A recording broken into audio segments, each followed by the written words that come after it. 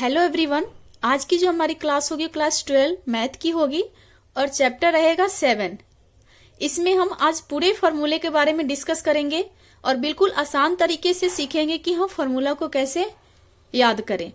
ठीक है। बहुत से बच्चों का कंफ्यूजन होता है कि दोनों को हम कैसे एक साथ याद कर सकते हैं, जितने सारे फॉर्मूला होते हैं कैसे हम याद करें। तो आज बिल्कुल आसान तरीके में सीखेंगे कि हम इसको याद कैसे रख सकते हैं। जैसे यहाँ पे मैंने दो पार्ट्स में कुछ फॉर्मूले को लिख के रखा हुआ है। जैसे फर्स्ट में मैंने एक साइड में लिख दिया है डेरिवेटिव्स और दूसरे में मैंने लिख दिया है इंटीग्रल्स। यहाँ इसको हम डिफरेंशिएशन बोलते हैं और इसको इंटीग्रेशन बोलते हैं। ये जो आपको साइन दिख रहा है ये इंटीग्रेशन का साइन है। इंटीग्रेशन का साइन ऐसे रहता है और यही डिफरेंशिएशन है। अब आप ध्यान से देखिए, जैसे फर्स्ट में फॉर्मूला है डी अपन में d x x power n plus one upon में n plus one equal to x power n. ठीक है। अब इंटीग्रेशन देखिए, integration x power n d x equal to x power n plus one upon n plus one plus c. देखिए दोनों में क्या relation है। यहाँ हमें देखने को मिल रहा है कि जो हमारा डिफरेंशिएशन है वो इंटीग्रेशन का क्या है, आंसर है। ठीक है। और जो हमारा डिफरेंशिएशन का आंसर है वो क्या है, इंटीग्रेशन है। यानी कि जो डिफरेंशिएशन का आंसर होगा वो हमारा इंटीग्रेशन होगा और जो डिफरेंशिएशन होगा वो इंटीग्रेशन का आंसर होगा। ठीक है। Integration x power n d x equal to x power n plus one upon में n plus one plus C. C क्या है हमारा, यहाँ पे कांस्टेंट है। जब भी हम इंटीग्रेशन को सॉल्व करके लास्ट में आंसर लिखते हैं तो साथ में प्लस सी लिखना जरूरी होता है। ठीक है। अब सेकेंड क्वेश्चन देख लीजिए। इससे हमें क्या पता चला कि जो हमारा इंटीग्रेशन होगा वो बिल्कुल डिफरेंशिएशन का क्या होगा, अपोजिट होगा। डिफरेंशिएशन जो जिसका भी होगा वो इंटीग्रेशन का आंसर होगा और जो इंटीग्रेशन होगा वो डिफरेंशिएशन का आंसर होगा। ठीक है। तो यहाँ पे आप अगर किसी एक को भी याद कर लेते हैं, या आप डिफरेंशिएशन को याद कीजिए या इंटीग्रेशन को याद कीजिए, अगर आप किसी एक को भी याद कर लेते हैं तो दूसरे को याद करने की जरूरत नहीं है, क्योंकि एक दूसरे के बिल्कुल अपोजिट हैं। अगर डिफरेंशिएशन आपको पूरे तरीके से याद है तो इंटीग्रेशन में आप आराम से बिना याद किए लिख सकते हैं आंसर। ठीक है। जैसे आप सेकेंड फॉर्मूला देख लीजिए, डी अपॉन में d x sine x equal to cos x. Integration sine x का डिफरेंशिएशन कितना हो गया, कॉस एक्स। अब हम इंटीग्रेशन निकालेंगे cos x d x equal to sine x plus c. यानी कि जो डिफरेंशिएशन है वो क्या हो गया, इंटीग्रेशन का आंसर हो गया और जो इंटीग्रेशन है वो डिफरेंशिएशन का आंसर हो गया। अगर डिफरेंशिएशन का साइन एक्स का डिफरेंशिएशन कॉस एक्स है तो इंटीग्रेशन में कॉस एक्स का इंटीग्रेशन कितना है, साइन एक्स है। ठीक है। बिल्कुल अपोजिट है। अगर आपने ये याद कर लिया डी अपन में डी एक्स साइन एक्स, यानी कि साइन एक्स का डिफरेंशिएशन कॉस एक्स याद कर लिया तो कॉस एक्स का इंटीग्रेशन साइन एक्स अपने आप याद हो जाएगा। ठीक है। अब तीसरा जो फॉर्मूला है हमारा वो है डी अपन में d x minus cos x equal to sine x. Minus cos x का डिफरेंशिएशन कितना है, साइन एक्स। तो इंटीग्रेशन साइन एक्स का डिफरेंशिएशन कितना हो जाएगा, minus cos x plus c. उसके बाद जो हमारा है डी अपन में d x tan x equal to sec square x. तो इसी का हमें इंटीग्रेशन निकालना है।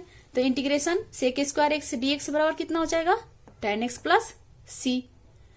फिफ्थ नंबर है डी अपॉन में d x minus cot x equal to cosec square x. ठीक है।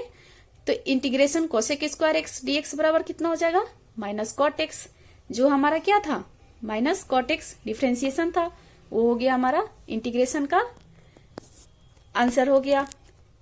अब जो हमारा 6 नंबर है वो है डी अपन में d x sec x equal to sec x into tan x. Sec x का डिफरेंशिएशन हो गया sec x into tan x.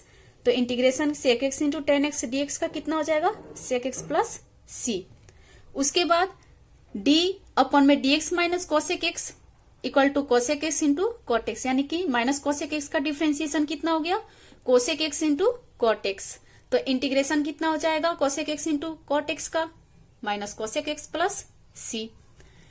Next है हमारा डी अपॉन में d x sine inverse x equal to कितना होता है, यहाँ पे देखिए यहाँ चेंज होता है, यहाँ पे चेंज होगा आपका 1 अपॉन में under root 1 minus x square. तो इंटीग्रेशन ये डिफरेंशिएशन साइन इनवर्स एक्स का डिफरेंशिएशन है, तो ये 1 अपॉन में under root 1 minus x square है। तो 1 में under root 1 minus x square का इंटीग्रेशन कितना हो जाएगा, sine minus sine inverse x plus c. ये आपका डिफ्रेंसिएशन था, तो ये इंटीग्रेशन का रिजल्ट हो गया, और ये डिफ्रेंसिएशन का रिजल्ट था तो ये डिफ्रेंसिएशन हो गया। ठीक है, अब देखिए, अब दूसरा है हमारा, नेक्स्ट है डी अपॉन में d x minus cos inverse x equal to, ये होता है हमारा 1 अपॉन में under root 1 minus x square. तो ये इंटीग्रेशन हो जाएगा, जो हमारा differentiation minus cos inverse x का जो डिफ्रेंसिएशन है वही क्या हो जाएगा, इंटीग्रेशन हो जाएगा। इंटीग्रेशन 1 अपॉन में under root 1 minus x square d x equal to आपका आ जाएगा माइनस कॉस इनवर्स एक्स, यानी कि minus cos inverse x plus c. बिल्कुल आसान है इसे याद करना, कोई दिक्कत नहीं आएगी। कोई एक डिफ्रेंसिएशन आप याद कर लो या इंटीग्रेशन याद कर लो, एक दूसरे के बिल्कुल अपोजिट है। उसके बाद है 10 नंबर में डी अपॉन में d x tan minus x tan inverse x equal to 1 upon में 1 प्लस एक्स स्क्वायर। तो इंटीग्रेशन 1 अपॉन में 1 plus x square d x बराबर हो जाएगा टेन इनवर्स एक्स प्लस सी।